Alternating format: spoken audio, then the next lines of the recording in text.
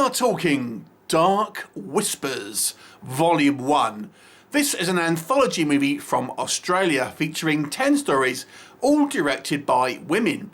That doesn't really have any kind of real impact on the actual stories. There are a couple of stories that have a somewhat of a feminist angle, but it really just happens to be that there's 10 films directed by women. Now, as with a lot of horror anthologies, there is kind of a mix of quality. I would say this particular anthology, it kind of falls into somewhat of a art house thriller style films in some aspects. I have to say the horror in this one is relatively light. To me, this movie, or the collection of short films, there are a couple which I would probably consider horror.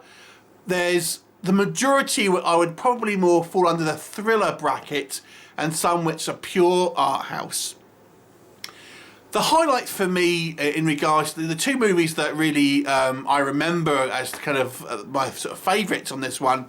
The first one is, I think, will probably be most people's favourites, and that is the Mermaid one. And this one is probably the truest horror movie in the bunch. It has a pretty good twist in it, and you know, has an interesting central idea, which I think is quite well fleshed out with somewhat kind of believable characters as well. It also has a kind of sense of tragedy with it, and this one has the most overt kind of special effects as well. I'm not going to tell you what it is, but suffice it to say, I do think this is going to be the one that people will remember, and probably that will use in marketing materials, things like that.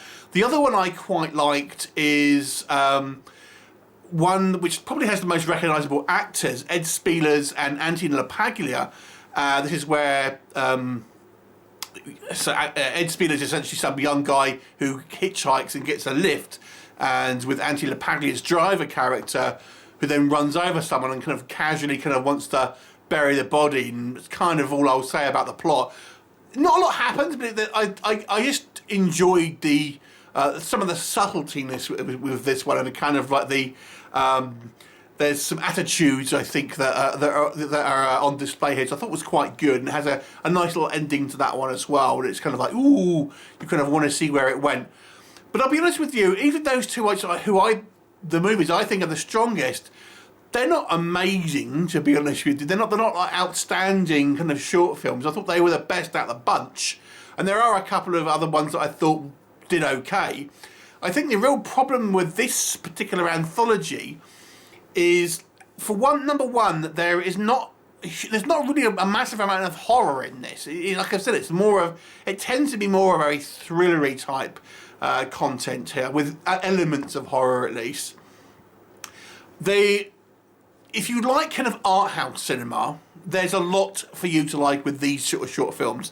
I got the impression that a lot of these films more just want to kind of have cool sequences or artistic sequences rather than kind of really telling a narrative as such. Because I do think there is some good filmmaking on display in regards to some artistic sequences and shots and things like this. But there's not a lot in regards to narrative, and I have to be honest with you, some of the stories, narratively, seemed pointless. You're thinking, what did I just watch? There was really no story. There was nothing really happened. There was some interesting setup in some of the instances, and sometimes there was not even that. Dialogue is relatively minimal in a lot of these films. A lot of it is kind of visual storytelling, and that can work to a degree, but when you put a whole bunch of these together, you kind of hanker for some more human interaction and things like this. There is a reasonable amount of variety in visual styles here. We have like an animated one, we have like a real grainy one kind of set out in the kind of like the kind of the outback somewhere. But I'll be honest with you, I found this movie, this anthology, this collection of movies, a weaker one. Now, I will hold my hand up and say I'm not the biggest of anthology fans, to be honest with you. I find the problems with anthology is the kind of the real lack of engagement, because you don't really get much characterization. And I really do like characters that you can kind of, you know, get behind and understand and stuff. And There are a couple of interesting ones. There's an interesting one kind of in an elevator. There's kind of an interesting one with killer plants. But again, they were just okay. The best two were good. They were above average, but they weren't brilliant.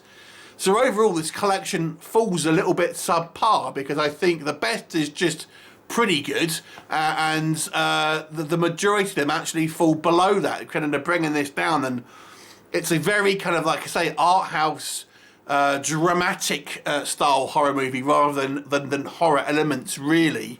And like some of the movies do have more of a political element to it, I suppose, but not most of them.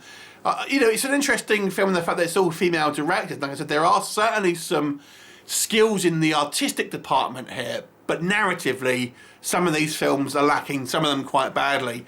Overall, for me, I didn't really enjoy this movie a whole lot, but I can appreciate there's some well-crafted elements to it. So I will give this one a 4 out of 10. Have you seen it? What did you think of it? Leave me a comment, and I shall look forward to seeing you next time. Bye for now.